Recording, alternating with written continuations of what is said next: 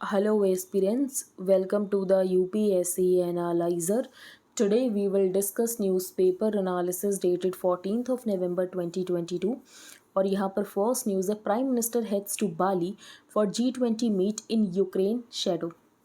तो G20 summit हो रही है इंडोनेशिया में। इसके बाद जो प्रेसिडेंसी आएगी वो आएगी इंडिया के पास। तो दिसंबर 1 2022 से इंडिया के पास G20 की प्रेसिडेंसी आएगी। G20 में 19 मेंबर कंट्रीज़ हैं और एक है यूरोपियन यूनियन। तो यहाँ पर जो 19 कंट्रीज़ हैं उनके नाम आपको पता होने चाहिए। 2020 के प्रीलिम्स में क्वेश्चन आया था G20 के मेंबर कंट्रीज़ पर, तो फिर से क्वेश्चन रिपीट हो सकता है क्योंकि G20 इंपॉर्टेंट हो जाता है इसकी प्रेसिडेंसी, क्योंकि इंडिया के पास आएगी। द G20 और group of 20 is an intergovernmental forum of major developed and developing economies. कौन कौन से कंट्रीज़ इसके मेंबर हैं? Argentina, Australia, Brazil, Canada, China, France, Germany, India, Indonesia, Italy, Japan, South Korea, Mexico, Russia, Saudi Arabia, South Africa, Turkey, UK, US और एक है European Union. तो 19 countries plus European Union. The G20 is the premier forum for international economic cooperation, representing around 85% of the global GDP, 75% of the global trade and about two-thirds of the world's population. अब ये data आपको क्यों पता होना चाहिए कि G20 यहाँ पर represent करता है 85% of the global GDP? For example आप G20 के रिगार्डिंग कुछ आंसर राइटिंग कर रहे हो तो आप अपना आंसर जो है डेटा से भी स्टार्ट कर सकते हो। अगर आप आंसर राइटिंग डेटा से स्टार्ट करते हो तो आपका आंसर ज़्यादा अपीलिंग हो जाता है। Stating that the prime minister would receive the G20 presidency from Indonesian president. तो इसके बाद G20 जो प्रेसिडेंसी है वो इंडिया के पास आ जाएगी। और इसके अलावा प्राइम मिनिस्टर की बाईलेटरल मीटिंग्स होंगी या नहीं होंगी अभी इसके बारे में नहीं पता है। अगर कोई भी बाईलेटरल मीटिंग होगी तो न्यूज़पेपर में आएगा, हम उसका आउटकम डिस्कस करेंगे। और G20 समिट का भी एज सच हम आउटकम डिटेल में डिस्कस करेंगे क्योंकि न्यूज़पेपर तो कवर करेगा ही। अब हम चलते हैं आगे। नेक्स्ट न्यूज़ है one number hope for financial year 23 GDP inflation deficit and repo all at 6.5%। Global economy काफ़ी ज़्यादा अनसर्टेन है क्योंकि रशिया यूक्रेन वॉर चल रहा है and expectations have turned modest in new Delhi. तो यहाँ पर उम्मीद है कि ये जो फाइनेंशियल ईयर है 2022-23 का ये एंड हो और हमारी इकॉनमी ग्रो हुई होनी चाहिए 6.5% पर। रिटेल इन्फ्लेशन भी यहाँ पर 6.5% का रहा होना चाहिए and repo rate at 6.5% and a fiscal deficit as a percentage of GDP at 6.5%। तो ये हमारी एक्सपेक्टेशन है। The magical number is 6.5%। IMF की यहाँ पर फोरकास्टिंग क्या है? With IMF forecasting the world economy to slow to 3.2% in 2022। तो अगर ग्रोथ रेट यहाँ पर 6.5% का भी रहता है तो ये काफ़ी अच्छा है। वंस द टाइड पासेस, तो यहाँ पर जो इकोनॉमिक अनसर्टेनिटी है, ग्लोबल इकॉनमी अनसर्टेनिटी है, अगर ये एक बार ख़त्म हो जाती है तो इंडिया में हमें काफ़ी ज़्यादा ग्रोथ देखने को मिलेगी क्योंकि गवर्नमेंट भी यहाँ पर लगातार रिफॉर्म्स कर रही है। नेक्स्ट है war a catalyst for expansion of nuke energy despite the continued risk of damage to Ukraine's largest power plant. तो यहाँ पर किस पावर प्लांट की बात की जा रही है? ज़ेपोरिज़िया न्यूक्लियर पावर प्लांट की, जो कि हमने काफ़ी बार डिस्कस किया है क्योंकि ये बहुत बार न्यूज़ में रिपीट हुआ है। ज़ेपोरिज़िया न्यूक्लियर पावर प्लांट, इसकी लोकेशन आप देख सकते हो, इसकी लोकेशन यूक्रेन में है। तो इस पावर प्लांट के ऊपर बहुत ज़्यादा शेलिंग की गई थी by the Russia. Due to fighting between Russian and Ukrainian troops, the war is acting as a catalyst for deployment of nuclear power in many countries. अब ये जब डर देखा गया कि ज़ेपोरिज़िया न्यूक्लियर पावर प्लांट के ऊपर यहाँ पर अटैक किया जा रहा है, शेलिंग हुई है, तो उसके बाद ये उम्मीद थी जो कंट्रीज़ है वो यहाँ पर न्यूक्लियर पावर से पीछे हटेंगे। लेकिन यहाँ पर जो IAEA के चीफ है, इनका ये कहना है कि वॉर ने एक कैटलिस्ट का काम किया है और यहाँ पर जो न्यूक एनर्जी है उसका हमें एक्सपेंशन देखने को मिल रहा है, न्यूक्लियर एनर्जी का एक्सपेंशन देखने को मिल रहा है, specially those in eastern European countries. तो ईस्टर्न यूरोप के आप कंट्रीज़ में देखोगे तो वहाँ पर न्यूक्लियर एनर्जी का हमें एक्सपेंशन देखने को मिल रहा है। Asked whether the war in Ukraine, particularly the threats of use of a nuclear weapon और the risk of damage to a nuclear facility, तो क्या इसकी वजह से न्यूक्लियर पावर में जो इंटरेस्ट था वो कम हुआ है? Take the case of Eastern Europe. The war in Ukraine has been a steroid for nuclear power. It has made Poland decide to go all the way opt for nuclear power. No doubts about it. Ukraine is asking for more nuclear power. फिर यहाँ पर check Republic की बात की गई, Slovakia की, सब यहाँ पर ज़्यादा न्यूक्लियर पावर की डिमांड कर रहे हैं। Grossi said this was happening despite the situation at the Zaporizhzhia nuclear power plant in Ukraine, जहाँ पर constant risk था, लगातार डैमेज प्रोवाइड किया जा रहा था Zaporizhzhia nuclear power plant को, लेकिन कुछ बुरा नहीं हुआ, ये अच्छी बात है। तो यहाँ पर इस इंसिडेंट के बाद ये लगा कि यहाँ पर जो कंट्रीज़ हैं उनका जो इंटरेस्ट है न्यूक्लियर पावर में कम होगा, लेकिन हम यहाँ पर रिवर्स होता हुआ देख रहे हैं और जो कंट्रीज़ का इंटरेस्ट है न्यूक्लियर पावर में वो और ज़्यादा इंक्रीज़ हो गया है। People realise that if energy security is a concern तो न्यूक्लियर पावर ही आपको ऑटोनॉमी और रिलायबिलिटी प्रोवाइड कर सकता है, और अगर हमें डीकार्बनाइज करना है तो उसके लिए भी जो न्यूक्लियर पावर है वो बहुत ज़्यादा इंपॉर्टेंट हो जाता है। For all the energy planners looking at the energy choices seriously, at least in the industrialized countries, it was obvious before the war and without the war that without nuclear you would never get anywhere near the climate change goals. तो यहाँ पर nuclear power की बहुत ज़्यादा ज़रूरत है अगर हमें क्लाइमेट चेंज गोल्स को अचीव करना है. Nowhere near, he said, citing assessments from IPCC and the IEA, whose outlooks for quick transition to clean energy rely heavily on the deployment of nuclear power. तो climate change के जो objectives हैं उसको अगर हमें achieve करना है तो उसके लिए भी यहाँ पर ज़रूरी है कि न्यूक्लियर पावर को डिप्लॉय किया जाए. The entire eastern European crescent, Poland, Hungary and others are going in for massive investments in nuclear. It might be driven by geopolitical factors. Poland, which does not have any nuclear power now, has just announced कि इन्होंने एक massive contract announce किया है with a US nuclear energy company. Next news पर हम चलते हैं. Former CGI Lalit, defence collegium system perfect the way it stands today. तो कुछ टाइम पहले लॉ मिनिस्टर ने यहाँ पर कलेजियम सिस्टम को क्रिटिसाइज़ किया था कि कलेजियम सिस्टम यहाँ पर बहुत ही ज़्यादा ओपेक है, और यहाँ पर सरकार NJAC को लेकर आई थी, लेकिन उसके बाद यहाँ पर सुप्रीम कोर्ट ने उसको स्ट्रक डाउन कर दिया, ये कहते हुए कि ये यहाँ पर जुडिशरी के इंडिपेंडेंस को हर्ट करता है. अब यहाँ पर former chief justice of India का क्या कहना है, एक बार हम ये डिस्कस कर लेते हैं. An attempt to have a different modality was not found to be correct. यहाँ पर NJAC की बात की गई, नेशनल जुडिशियल अपॉइंटमेंट्स कमीशन की. In fact the court went to the extent of saying that such an attempt even a constitutional amendment, तो ये violation होगा बेसिक स्ट्रक्चर का, और अगर सरकार यहाँ पर NJAC लेकर आना चाहती है तो ये सरकार की मर्जी है, सरकार का प्रेरोगेटिव है. Change should be in tune with the law. If the government wishes to bring NJAC again, that's their prerogative. They can certainly do that. अगर यहाँ पर बिल पास हो जाता है दोनों हाउसेस से, as long as such attempts are not made, we will fill up the vacancies. जो यहाँ पर सिस्टम है, और वो सिस्टम है यहाँ पर कलेजियम सिस्टम का. अब प्रॉब्लम ये है कि सरकार को नाम रिकमेंड कर दिए जाते हैं. अगर सरकार यहाँ पर नाम वापस भेजती है तो एक बार रीट्रेट भी किया जाता है, तो उसके बाद यहाँ पर सरकार को अपॉइंटमेंट करना ही होता है, लेकिन जो सरकार है वो अपॉइंटमेंट करती ही नहीं है, जिसकी वजह से क्या होता है, जिन लोगों के नाम रिकमेंड किए गए हैं वो भी परेशान होकर अपने नाम को वापस ले लेते हैं. तो यहाँ पर एक केस बताया गया है. By the collegium pending forever, he referred to the case of a lawyer from the Karnataka whose name was cleared by the High Court collegium as well as all agencies, लेकिन centre ने उस नाम को pending रखा, appointment नहीं किया, finally forcing the lawyer to withdraw his consent. तो उसके बाद यहाँ पर जो पर्टिकुलर लॉयर था उसने ही अपना नाम वापस ले लिया.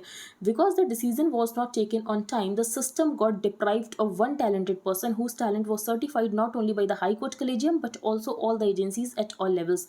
तो ये कल भी हमने डिस्कस किया था कि कोर्ट का ये कहना है कि सेंटर जानबूझकर यहाँ पर अपॉइंटमेंट नहीं करती है, और सेंटर ने एक सॉर्ट ऑफ मैकेनिज्म बना लिया है कि जो लोग यहाँ पर नहीं सेंटर अपॉइंट करना चाहती है वो अपने नाम खुद ही विड्रॉ कर लें.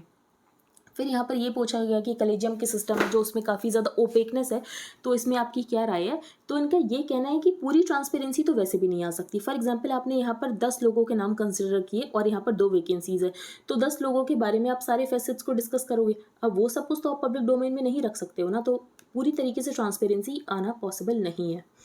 अब हम चलते हैं आगे. Punjab government bans public display of fire arms songs glorifying weapons. तो पंजाब में थोड़ी लॉ एंड ऑर्डर की सिचुएशन देखी गई कि थोड़ी लॉ एंड ऑर्डर की सिचुएशन ख़राब हो रही है. उसके बाद पंजाब गवर्नमेंट ने डिसाइड किया कि फायर आर्म्स का पब्लिक डिस्प्ले नहीं होगा, और जो यहाँ पर सॉन्ग्स ग्लोरीफाई करते हैं वेपन्स को, तो ये सब बैन कर दिया जाएगा. अब हम चलते हैं आगे. Anyone casting evil eye on India now given befitting reply. तो यहाँ पर मुझे आपको सिर्फ एक बात बतानी है, इंडियन नेवी का एनसाइन, जो कि हमने डिटेल में डिस्कस किया हुआ है. इंडियन नेवी का एनसाइन, तो अगर आपको रिवाइज करना है तो आप जाकर करंट अफेयर्स रिवाइज कर सकते हो. तो इंडियन नेवी का एनसाइन ये आपको पता होना चाहिए. नेक्स्ट है यहाँ पर Dhankhar highlights EAS role in free Indo Pacific. Vice president Jagdeep Dhankhar on Sunday addressed the 17th East Asia summit here, during which he highlighted global concerns on food and energy security. की food के prices यहाँ पर बहुत ज़्यादा हैं, energy के prices यहाँ पर बहुत ज़्यादा हैं, और यहाँ पर रोल को एम्फेसाइज किया गया EAS के, ईस्ट एशिया समिट के, कि ईस्ट एशिया जो है वो कितना ज़्यादा इंपॉर्टेंट है इन promoting free, open and inclusive Indo Pacific with freedom of navigation and overflight. तो यहाँ पर मेनली जो बात की गई वो इंडो पैसिफिक को लेकर की गई है, क्योंकि जो चाइना है वो अपनी असर्टिवनेस बहुत ज़्यादा दिखा रहा है in the region. China claims nearly all of the disputed South China Sea, though Taiwan, Philippines, Brunei, Malaysia, Vietnam, यहाँ पर ये जो कंट्रीज है ये भी पार्ट्स को क्लेम करते हैं, लेकिन चाइना यहाँ पर all of the South China Sea यहाँ पर क्लेम करता है। द क्वाड ग्रुपिंग में यहाँ पर 4 कंट्रीज है, India, Australia, Japan and US, has strongly opposed any unilateral actions that seek to change the status quo or increase tensions in the Indo-Pacific. The hall of dancers, ये important है, ये जो hall of dancers collaborative project है ये India और Cambodia के बीच में है for the preservation and restoration of cultural heritage in Cambodia. Hall of dancers project किससे रिलेटेड है आपको पता होना चाहिए। अब हम चलते हैं आगे, यहाँ पर और कोई इंपॉर्टेंट न्यूज़ नहीं है। India to unveil its long term low carbon strategies today. ये जो long term low carbon strategy है ये डिफरेंट होती है फ्रॉम NDCs। अब ये NDC से कैसे डिफरेंट होती है पहले तो हम ये डिस्कस करेंगे।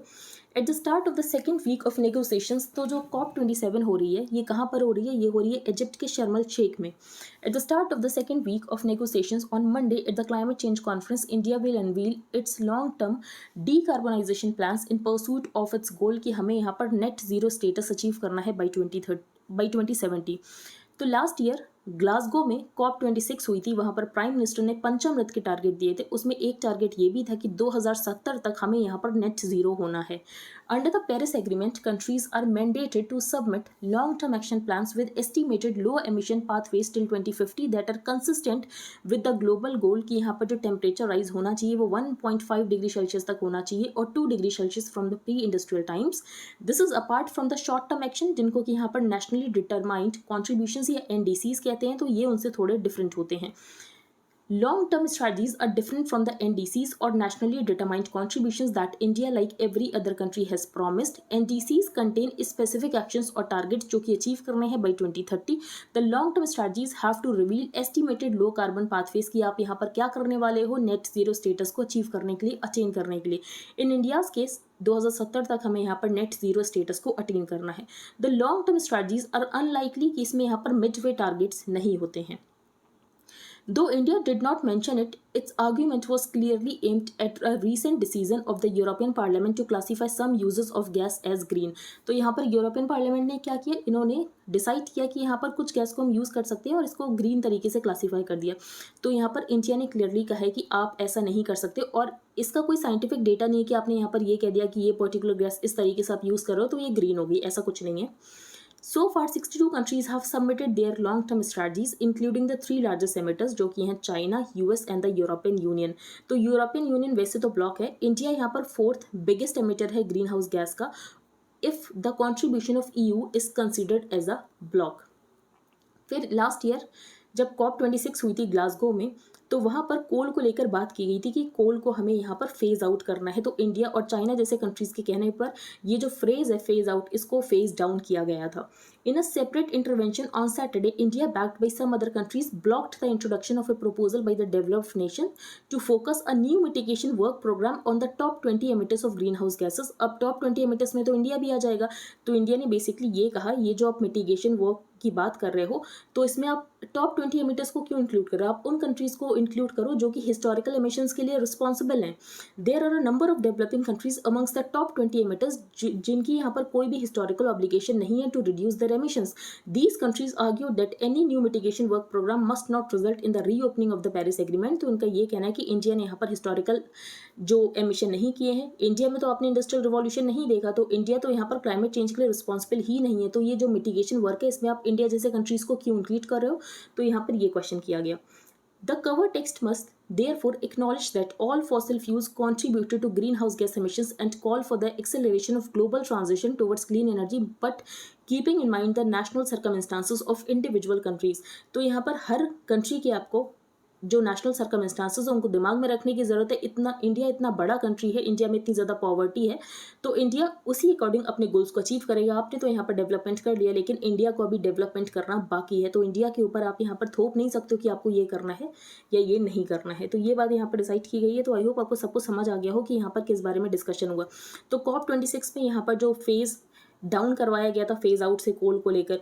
फिर यहाँ पर इन्होंने सोचा डेवलप्ड कंट्रीज़ ने कि यहाँ पर जो 20 सबसे बड़े एमिटर्स हैं उनके लिए एक मिटिगेशन वर्क लाया जाएगा कि आप कैसे मिटिगेट कर सकते हो। तो इंडिया ने बेसिकली यहाँ पर पॉइंट आउट किया कि हमने तो यहाँ पर हिस्टोरिकल एमिशंस नहीं किए हैं, और टॉप 20 एमिटर्स में आपको ऐसे बहुत कंट्रीज़ मिल जाएंगे जिन्होंने यहाँ पर हिस्टोरिकल एमिशंस नहीं किए हैं और उनकी यहाँ पर ऑब्लिगेशन भी नहीं बनता है। तो जिन कंट्रीज़ ने यहाँ पर अपना डेवलपमेंट किया है उनकी यहाँ पर रिस्पॉन्सिबिलिटी बनती है। अब हम चलते हैं आगे। One time polls of okay but revival of pension scheme sinful. तो ये हम डिस्कस करेंगे, फ्रीबीज के रिगार्डिंग है ये। तो आप एग्जाम्पल की तरह इसको कोट कर सकते हो। अमिट a political tussle over the issue of freebies for voters. अब बहुत सारे स्टेट पे इलेक्शंस हैं। अब यहाँ पर क्या प्रॉमिस किया जा रहा है कि हम यहाँ पर ओल्ड पेंशन स्कीम को वापस लेंगे। वादा तो कर दिया गया ओल्ड पेंशन स्कीम को वापस लाने का, लेकिन अगर आप देखो 2004 के बाद 2034 तक, तो यहाँ पर कोई भी पार्टी अगर जीत कर भी आती है और उसने अगर वादा किया भी हो कि वो यहाँ पर ओल्ड पेंशन स्कीम वापस लेकर आएगी, तो उसकी सरकार के ऊपर तो लायबिलिटी आती नहीं है, क्योंकि अगर यहाँ पर जो देना स्टार्ट भी किया जाएगा पेंशन वो तो 2034 से किया जाएगा। तो 2034 में जो सरकार होगी उसको उसके ऊपर यहाँ पर फाइनेंशियल लायबिलिटी आएगी। तो प्रॉब्लम सबसे बड़ी ये है। Amid a political tussle over the issue of freebies for voters and the Supreme Court referring a plea on the matter to a larger bench, former Niti Aayog Vice Chairman Arvind Panagaria said that a poll promise is fair game। अगर ये one time swap हो कि आपने बोल दिया ठीक है हम फार्मर्स के यहाँ पर लोन माफ़ कर दे रहे हैं, गलत तो ये भी है, लेकिन आपने चलो बोल दिया ठीक है, एक बार आपने लोन माफ़ कर दिया, बात खत्म हो गई, लेकिन ये यहाँ पर लॉन्ग टर्म लाइबिलिटी ना क्रिएट करे फॉर द गवर्नमेंट। इस बात को ध्यान में रखने की जरूरत है। Panagariya however described as sinful and immoral poll promises, जैसे कि किया जा रहा है कि ओल्ड पेंशन स्कीम को यहाँ पर रिवाइव कर दिया जाएगा। अब अगर यहाँ पर ओपीएस को रिवाइव किया जाता है तो आप समझ सकते हो कि कितनी बड़ी लाइबिलिटी बन जाएगी। यहाँ पर नई पेंशन स्कीम को इसीलिए लाया गया था क्योंकि यहाँ पर ओल्ड पेंशन स्कीम बहुत बड़ी लाइबिलिटी बन चुकी थी, लेकिन यहाँ पर इलेक्शन में वोट्स को जीतने के लिए वापस से ओल्ड पेंशन स्कीम की बात की जा रही है कि ओल्ड पेंशन स्कीम को वापस लाया जाएगा। My view is that given the fact that in democracy promises will be made, I don't call these freebies, I call them promises. What is okay? For example अगर one time transfer की बात है तो ठीक है, ये government के लिए इतना बड़ा बर्डन नहीं होगा।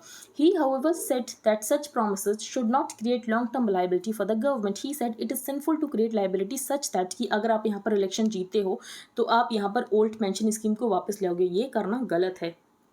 To Congress ruled states Rajasthan और छत्तीसगढ़ जो हैं ये लोग वापस ला भी चुके हैं ओल्ड पेंशन स्कीम को। Two Congress ruled states Rajasthan and Chhattisgarh have already decided to implement the OPC. AAP government in Punjab इन्होंने भी यहाँ पर सिमिलर मूव लिया है कि ये यहाँ पर ओल्ड पेंशन स्कीम को वापस लाएंगे। Jharkhand too decided to revert to the old pension scheme. Asked whether political parties should refrain from promising the OPS, तो उनका कहना हाँ जरूर यहाँ पर ओल्ड पेंशन स्कीम को वापस लाने की बात नहीं की जानी चाहिए। It is very attractive for these parties की अगर ये ऐसा बोलेंगे तो उनको यहाँ पर वोट तो मिल जाएंगे, और जो यहाँ पर लाइबिलिटी स्टार्ट होगी वो 2034 से स्टार्ट होगी। जिन्होंने भी यहाँ पर 2004 ज्वाइन किया होगा, अगर आप समझो 30 साल का भी यहाँ पर काम है, तो 2034 में यहाँ पर रिटायरमेंट होगा। टिल 2034 यहाँ पर कोई भी लाइबिलिटी नहीं है, लेकिन 2034 में जिसकी सरकार होगी उसके ऊपर तो यहाँ पर लाइबिलिटी आ जाएगी। So your sarkar is safe, you do not pay, you are really standing the government which will be in power in 2034 with all this liability and whoever will follow after 2034। अगर आप देखो तो government employees कितने होंगे? 2%, और यहाँ पर ये जो कॉस्ट आएगी इनको पेंशन पे करने की ये आएगी at least 12 to 13% of the GDP. तो आप समझ रहे हो ना ये कितना ज़्यादा इनइक्वालिटी क्रिएट कर देगा। 2% के लिए आप यहाँ पर 12 से 13% ऑफ द जीडीपी यहाँ पर खर्च कर दोगे, not more than 2%। How can you take 12 to 13% of the GDP from the tax payer and give it to the 2% of the population? तो ये तो बहुत ज़्यादा रेग्रेसिव है। एंड पर्टिकुलरली इंटरजेनरेशनल ट्रांसफर जो कि आप कर रहे हो। अब ये इंटरजेनरेशनल ट्रांसफर क्या है, कैसे होगा? फॉर एग्जाम्पल यहाँ पर जो लोग अभी जॉब कर रहे हैं वो बाद में रिटायर होंगे और उस समय नई जनरेशन यहाँ पर जॉब करेगी, तो नया जनरेशन आपको टैक्स दे रहा है और आप उस टैक्स का मनी उनको पेंशन के फॉर्म में पे कर रहे हो, तो इसको ही बोला गया है इंटरजेनरेशनल ट्रांसफर। फिर यहाँ पर ब्राज़ील का एग्जाम्पल दिया गया है। Almost 12 to 13% of the GDP today Brazil की यहाँ पर पेंशन देने में जाती है। You can't afford to do that. Our tax to GDP ratio है just 16%। So how can 12 to 13% जो जीडीपी का है वो आप पेंशन में दे सकते हो? तो ये यहाँ पर बात की गई है। अब हम चलते हैं आगे। नेक्स्ट है अ डिफीट फॉर ट्रम्पिज्म। ये आर्टिकल ज़्यादा इंपॉर्टेंट है नहीं, लेकिन इसमें आपको 1-2 पॉइंट्स मिल जाएंगे। एक टॉपिक है मेंस में कंपेयरिंग कॉन्स्टिट्यूशन, तो उसके लिए 1-2 पॉइंट्स आप देख सकते हो यहाँ से। Why are the mid term election so important? तो यूएस के मिड टर्म इलेक्शन हम पहले ही डिस्कस कर चुके हैं, उसके ऊपर एक एक्सप्लेन सेक्शन आ चुका है। The entire house of representatives consisting of 435 seats was up for election. America अपने लोअर हाउस को इलेक्ट करता है 2 सालों में। ऑल्सो एट स्टेक वो 35 seats of the US senate, और यहाँ पर जो सेनेट में मेजॉरिटी है वो आ रही है डेमोक्रेट्स के पास। The US has also developed a highly unusual midterm tradition. It revels in something not possible in parliamentary systems as in the UK, Canada और इंडिया. अब यहाँ पर यूएस में ऐसा क्या हो सकता है जो कि पार्लियामेंट्री सिस्टम में नहीं हो सकता, जैसे कि यूके, कनाडा और इंडिया. तो इंडिया एक पार्लियामेंट्री सिस्टम है. इंडिया में क्या होता है, लोकसभा में जिस पार्टी की मेजॉरिटी होती है वही पार्टी यहाँ पर सरकार बनाती है. इसका मतलब ये है कि एग्जीक्यूटिव का कंट्रोल और लोअर हाउस का कंट्रोल यहाँ पर सेम पार्टी के पास होता है. तो there the party running the executive is also in control of the legislature at least the lower house. लेकिन प्रेसिडेंशियल सिस्टम में आपको स्प्लिट देखने में मिल सकता है एग्जीक्यूटिव और लेजिस्लेचर के बीच में, कि यहाँ पर एग्जीक्यूटिव का जो कंट्रोल है वो किसी और पार्टी के पास हो और लेजिस्लेचर का कंट्रोल किसी और पार्टी के पास हो. फॉर एग्जांपल हम यहाँ पर लेते हैं अमेरिका का. तो अमेरिका में जो प्रेसिडेंट है जो बाइडन, ये आते हैं डेमोक्रेट से. और साथ ही साथ क्या हो सकता है कि जो लेजिस्लेचर का कंट्रोल है यहाँ पर, जो यूएस कांग्रेस का कंट्रोल है, वो यहाँ पर हो रिपब्लिकन के पास. Indeed the US president's party generally loses seats in the US Congress in the midterms. तो इसका क्या मतलब है, यहाँ पर जो यूएस का प्रेसिडेंट है वो दूसरी पार्टी से हो गया और यहाँ पर जो यूएस कांग्रेस है वहां पर दूसरी पार्टी की मेजोरिटी हो गई. अब हम चलते हैं आगे. Unlike India, the US has no independent nationwide election commission. तो US में यहाँ पर इलेक्शन कमीशन जैसी बॉडी भी नहीं है. It is at the level of meanings that the 2022 midterms have produced a most unexpected outcome. क्योंकि ओपिनियन पोल्स का ये कहना था कि हमें रेड वेव देखने को मिल रही है. रेड वेव यहाँ पर रिपब्लिकन को रेफर किया जाता है कि यहाँ पर रिपब्लिकन पार्टी को मेजोरिटी मिलने वाली है, लेकिन ऐसा कुछ देखने को नहीं मिला. डेमोक्रेट्स को मेजोरिटी मिली है सेनेट में और यहाँ पर जो रिपब्लिकन्स हैं इनको यहाँ पर हाउस ऑफ रिप्रेजेंटेटिव्स में 220 सीट्स मिल सकती हैं. That is why democracy was on the ballot. अब यहाँ पर बात की गई है कि जब 2020 में यूएस में प्रेसिडेंशियल इलेक्शंस हो रहे थे, तब यहाँ पर जब जो बाइडन जीतते हैं तो ट्रंप ने यहाँ पर इलेक्शन रिजल्ट्स को मानने से ही इनकार कर दिया था. इनका ये कहना था कि इलेक्शंस को यहाँ पर रिग किया गया है, जानबूझकर इनको यहाँ पर हराया गया है. तो ये सब यहाँ पर बात बताई गई है. अब हम चलते हैं आगे. Securing green transition. इस आर्टिकल में क्या बताया गया है, इस आर्टिकल में ये बताया गया कि इलेक्ट्रिक व्हीकल सप्लाई जो है वो पूरी तरीके से चाइना के ऊपर डिपेंडेंट है. कैसे चाइना के ऊपर डिपेंडेंट है, तो ये यहाँ पर हम डेटा डिस्कस करेंगे. The start of COP27 in Egypt. तो हमने डिस्कस किया कि COP27 इजिप्ट के शर्म शेख में हो रही है. इलेक्ट्रिक व्हीकल्स बहुत ज़रूरी हैं अगर हमें डीकार्बोनाइज करना है. In India which also faces serious air pollution issues, the transition to EVs is critical. According to a recent report by the International Energy Association, every part of the EV supply chain ये highly concentrated है और ज़्यादातर आपको China में मिलेगा. The first stage of the supply, तो आपको यहाँ पर की मिनरल की रिक्वायरमेंट है. For example lithium, nickel, cobalt and graphite. In graphite China has an 80% share of global mining output. In cobalt, the politically highly unstable Democratic Republic of Congo mines, जिसका यहाँ पर जो control है वो है Chinese company के पास, and Chinese companies control a big share of that country's mining. Lithium and nickel are not concentrated in China, लेकिन ये कहीं और कंसंट्रेटेड है. For example Australia mines over 50% of the world's lithium and Indonesia mines 35% of the global nickel. Overall this is a far greater concentration than in oil and gas. Next supply electric vehicle के लिए क्या चाहिए होती है, supply chain is the processing of the ore mineral concentrate into a metal. अब ये processing कहाँ होती है, ये भी चाइना में होती है. China dominates across the board globally. Over 60% of lithium processing, 70% of cobalt processing, 80% of graphite processing and about 40% of निकल प्रोसेसिंग, ये सब कुछ होता है चाइना में. नेक्स्ट स्टेज आती है सेल कंपोनेंट्स की. तो एनोड और कैथोड, 2/3 ग्लोबल एनोड और 3/4 कैथोड चाइना में प्रोड्यूस होता है. The only other producing countries of note, तो ये है south Korea and Japan. After that come battery cells, जहाँ पर चाइना का 70% शेयर है. तो आप देख सकते हो कि इलेक्ट्रिक व्हीकल में जो चाइना है उसके पास कितना ज़्यादा कंट्रोल है. Finally in EVs themselves, China के पास यहाँ पर शेयर है 50% इन ग्लोबल प्रोडक्शन. यूरोप यहाँ पर सेकेंड नंबर पर आता है 25%. US काफ़ी छोटा प्लेयर है 10% and containing just 7% of the battery production capacity. और इंडिया तो यहाँ पर फीचर ही नहीं होता कि इंडिया यहाँ पर इंपॉर्टेंट प्लेयर है. The fact is that China is now the biggest spender on climate energy transition. और हमें यहाँ पर रिपोर्ट से ये पता चला है ब्लूमबर्ग की new energy fund in 2021, out of a total global spend of $750 billion in climate related investment, जो चाइना है वो खुद ही यहाँ पर स्पेंड करता है $266 बिलियन. यूएस यहाँ पर सेकंड नंबर पर है. यूएस यहाँ पर स्पेंड करता है $114 billion. The major countries of the Europe combined would equal the US. और इंडिया यहाँ पर 7th प्लेस पर है. इंडिया यहाँ पर स्पेंड करता है $14 billion. However, while almost 40% of Chinese and US spending was on EVs, more than 95% जो इंडिया की स्पेंडिंग है ये है रिन्यूएबल एनर्जी पर. As India makes good strides in its energy transition, तो हम यहाँ पर डिपेंड नहीं रह सकते हैं चाइना और यहाँ पर कुछ गिने चुने कंट्रीज़ के ऊपर। A two pronged strategy is needed. अब यहाँ पर क्या हमें स्ट्रैटेजी करने की ज़रूरत है? सबसे पहले हमें क्या करने की ज़रूरत है, जो बाकी कंट्रीज़ में क्रिटिकल माइंस है हमें उन्हें एक्वायर करने की ज़रूरत है। तो India has been slow at acquiring overseas mines of these critical minerals, तो हमें क्रिटिकल मिनरल्स की माइंस को एक्वायर करने की ज़रूरत है, जो कि पॉसिबल नहीं लगता है क्योंकि इतनी ज़्यादा ऑटोनॉमी हमारी कंट्री में नहीं है।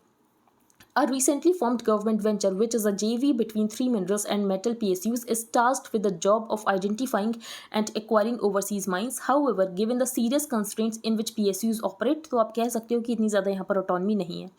फिर यहाँ पर दूसरी बात की गई, हम क्या कर सकते हैं, हम अपनी एक्सप्लोरेशन पॉलिसीज़ को लिबरलाइज कर सकते हैं, benchmark them with global best practices, और यहाँ पर ग्लोबल इन्वेस्टर्स को इनवाइट कर सकते हैं to find and mine in India. तो दूसरी चीज़ हम ये कर सकते हैं, और यहाँ पर रिसर्च एंड डेवलपमेंट के ऊपर हमें इन्वेस्ट करने की ज़रूरत है। अब हम चलते हैं आगे। यहाँ पर बात की गई है जीन रिवॉल्यूशन की।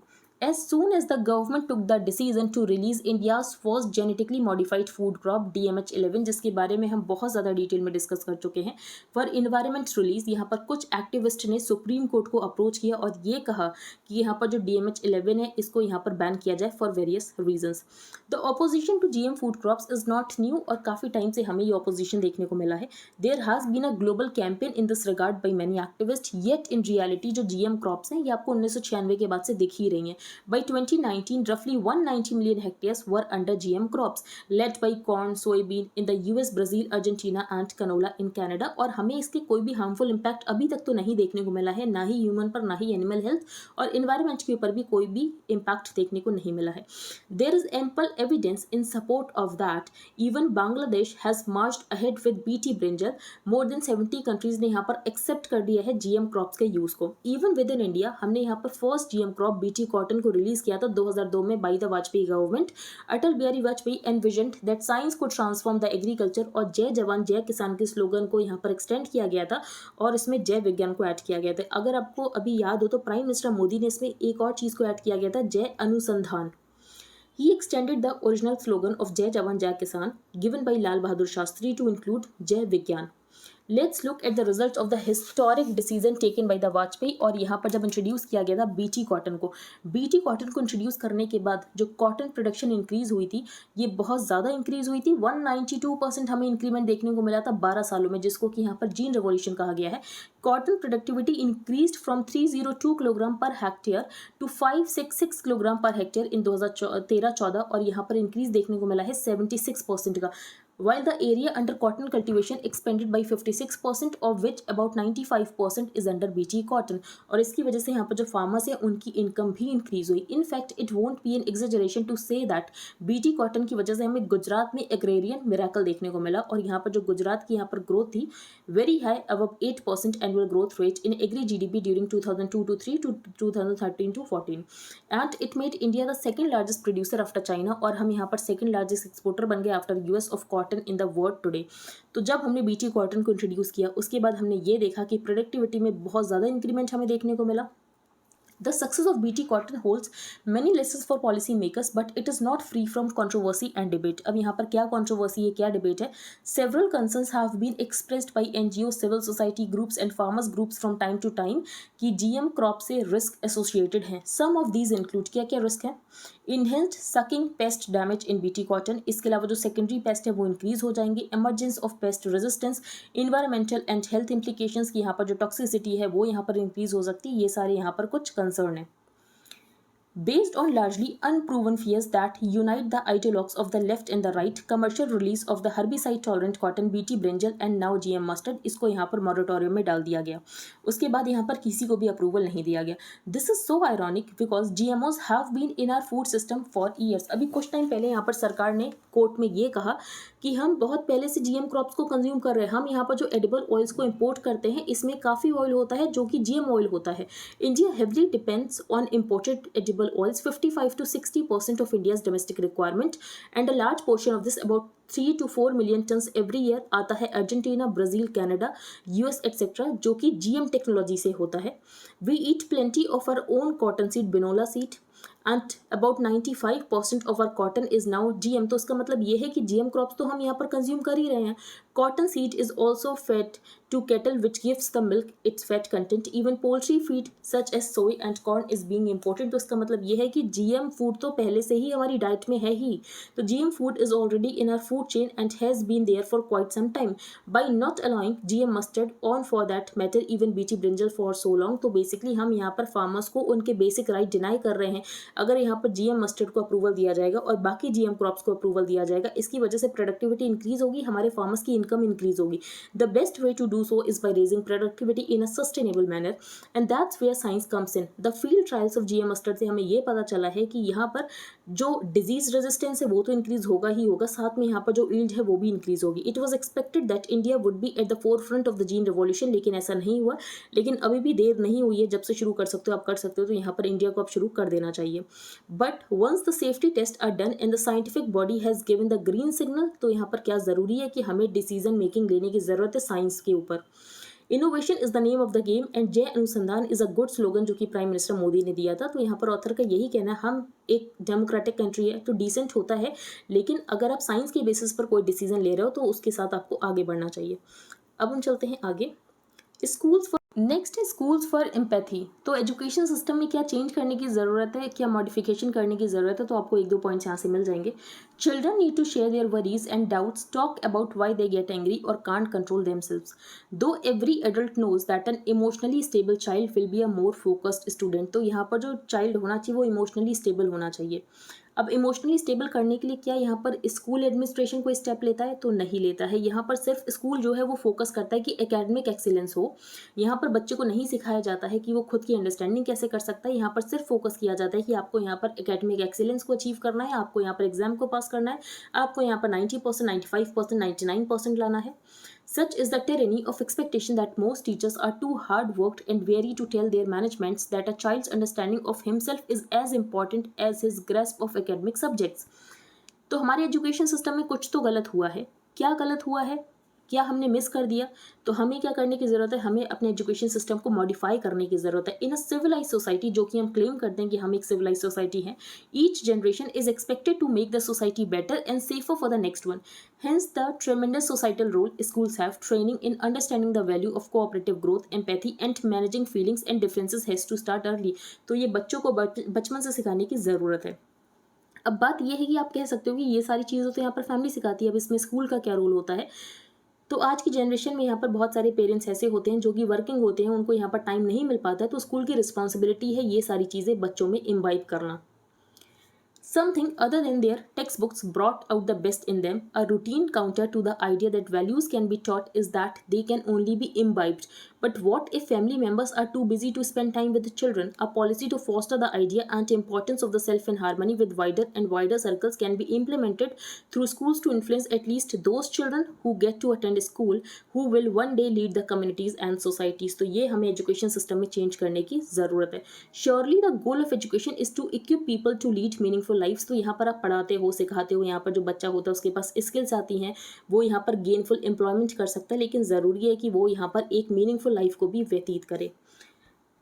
अगर आपको इंडियन एक्सप्रेस की हाईलाइटेड पोर्शन चाहिए, हाईलाइटेड पोर्शन जो भी है वो सब कुछ आपको मिलेगा। इसके अलावा जो static portion related to the highlighted portion है, इसके अलावा कोई भी मैप की लोकेशन जो भी इंपॉर्टेंट है वो सब आपको प्रोवाइड होगी।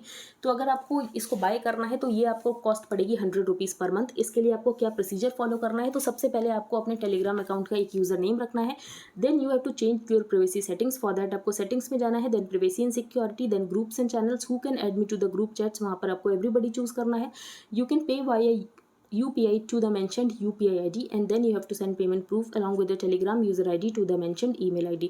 सेकंड प्रोग्राम है करंट अफेयर्स मेंटरशिप प्रोग्राम, जिसमें करंट अफेयर्स को कॉम्प्रिहेंसिव तरीके से कवर किया जा रहा है। आपको इन डेप्थ अंडरस्टैंडिंग मिलेगी।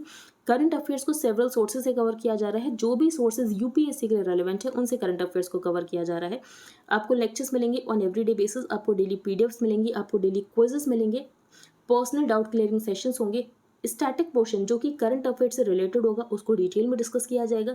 ये सीरीज़ आपके प्रीलिम्स के लिए भी यूजफुल रहेगी एंड आपके मेंस के लिए भी यूजफुल रहेगी। इसका प्राइस है 2000 रुपीज़ पर मंथ।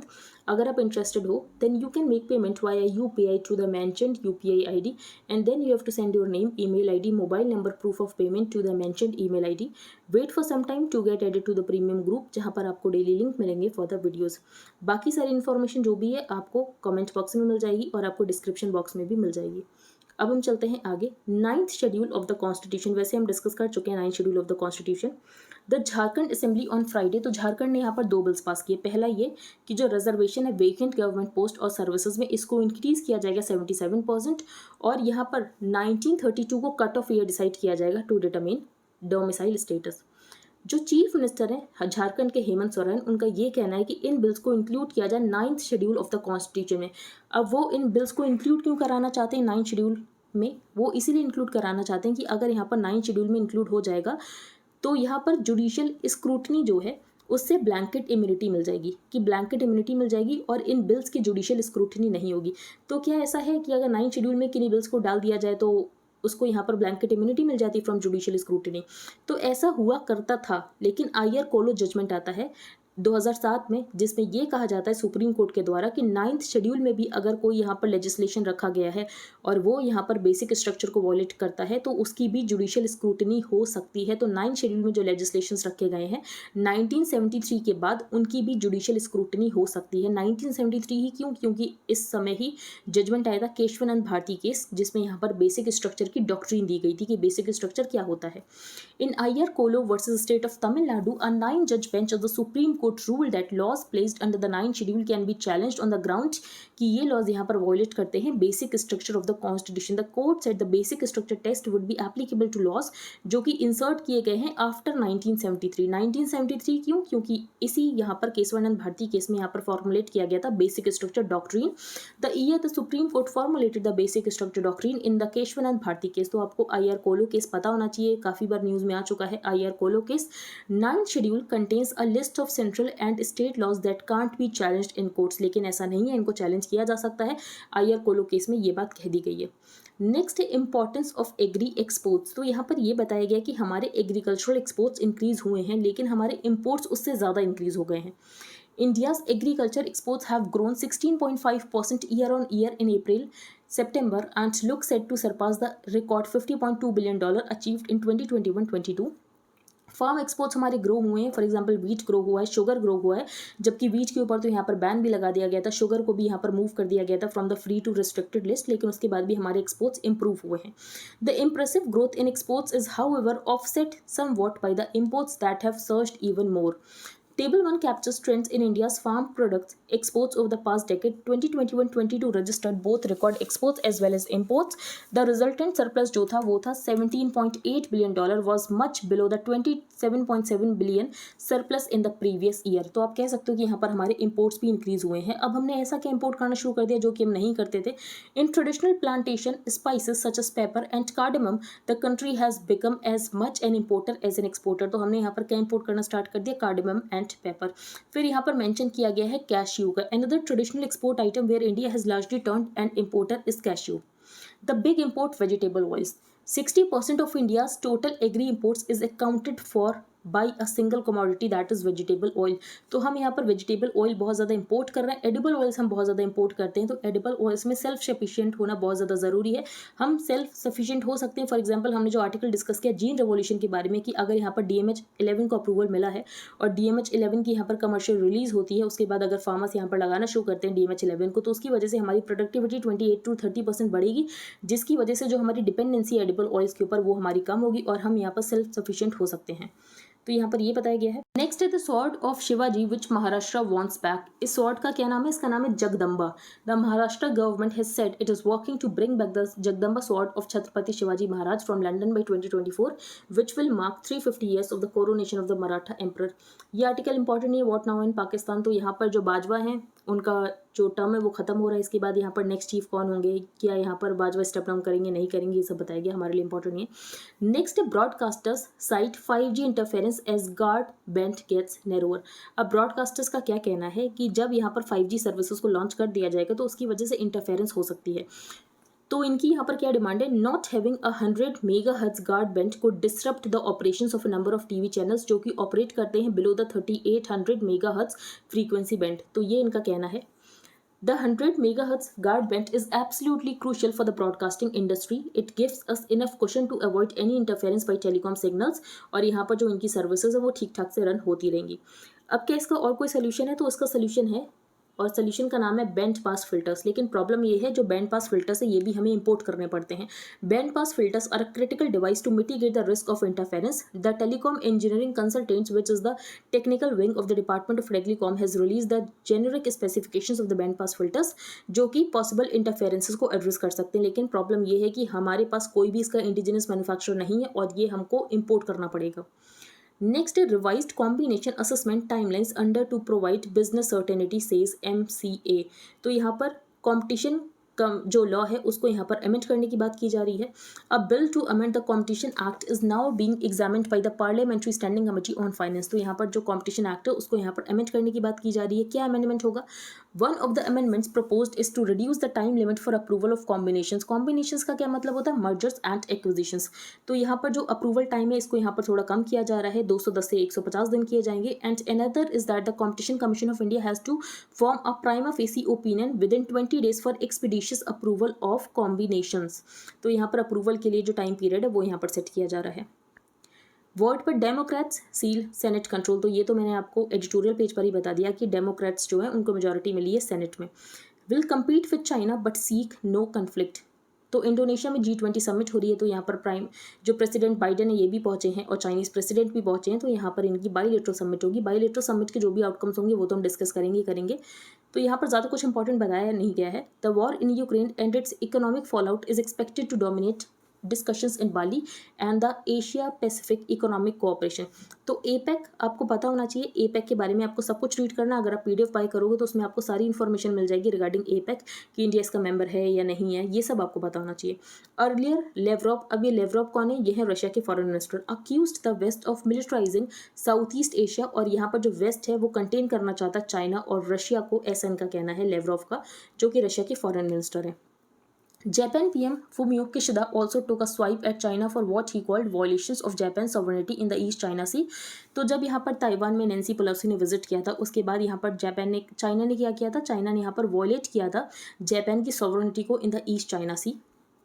फिर यहाँ पर साउथ चाइना सी को जो चाइना क्लेम करता है ये सारी। Next Netanyahu officially tapped to form Israel government. तो इसराइल के नए प्राइम मिनिस्टर बन रहे हैं बेंजामिन नेतन्याहू। इससे पहले भी ये थे लेकिन बीच में 1 साल का यहाँ पर गैप आ गया था और यहाँ पर एक कोalition सरकार आ गई थी। वापस से ये यहाँ पर बन रहे हैं प्राइम मिनिस्टर इसराइल के Benjamin Netanyahu. Next, blast in heart of Istanbul kills 6 Erdogan says smells like terror. तो सबसे पहला आपको ये बात पता होनी चाहिए कि टर्की की जो कैपिटल है अंकारा है, इस्तांबुल टर्की की कैपिटल नहीं है। अब यहाँ पर जो अटैक हुआ है जिसको कि यहाँ पर एर्दोगान का ये कहना है कि हो सकता है कि ये टेरर जैसा कुछ स्मेल कर रहा हो सकता है कि यहाँ पर टेरर अटैक हुआ हो। अब यहाँ पर बात की गई है कर्दिश सेपरेटिस्ट की। तो आपको यहाँ पर कर्द्स के बारे में सब कुछ पता होना चाहिए। फॉर एग्जांपल यहाँ पर इनकी डिमांड है कि इनको एक सेपरेट कंट्री चाहिए, दैट इज कर्दिस्तान। तो कर्दिश सेपरेटिस्ट ने इससे पहले भी टर्किश सिटीज़ के ऊपर अटैक किया, तो हो सकता है इन्होंने ही अटैक किया हो। अभी तक किसी ने भी अटैक की रिस्पॉन्सिबिलिटी नहीं ली है। तो आई होप आपको सबको समझ आ गया हो। अगर आपका कोई भी डाउट हो तो आप टेलीग्राम ग्रुप पर पोस्ट कर सकते हो। If you liked the video then please like, share and subscribe. Thank you and have a nice day.